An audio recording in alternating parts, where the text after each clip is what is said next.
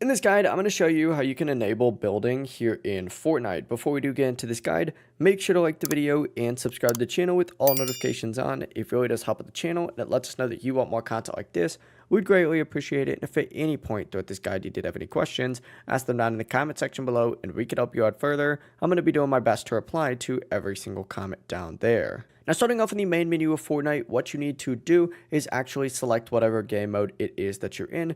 Obviously, if it's set to 0 build, you will not be able to build. Mine's currently set to Battle Royale, so I should be good to go. Now, essentially, once you're in this, you select your mode, whether it's solo, duos, trios, squads, whatever it is that you might want to be. I'm just going to keep mine on solos.